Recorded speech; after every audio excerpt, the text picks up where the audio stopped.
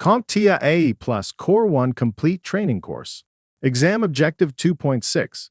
Given a scenario, configure basic wired and wireless SOHO networks. Subnet Mask. When a device connects to a network, it is not given just an IP address. There are several network settings that work together to allow proper communication, and one of the most important of these is the subnet mask.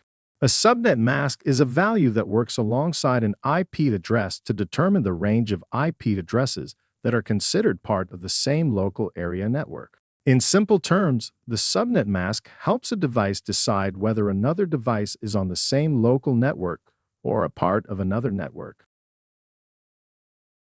Think of the subnet mask like a neighborhood boundary drawn on a map. The subnet mask defines exactly which houses belong to your neighborhood and which ones do not. If another house falls within that boundary, you can walk next door and deliver a message directly. In networking terms, that means your device can communicate straight to another device on the same local area network without any extra help.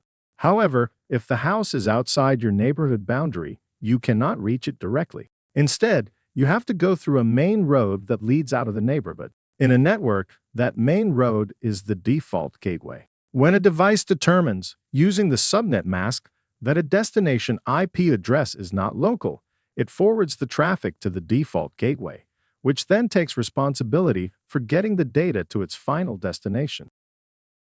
Now that we understand how a device determines whether traffic stays local or needs to leave the network, we're ready to take a closer look at the default gateway and the role it plays in getting data where it needs to go.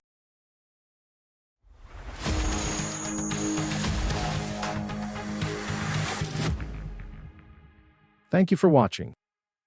Subscribe for more great content.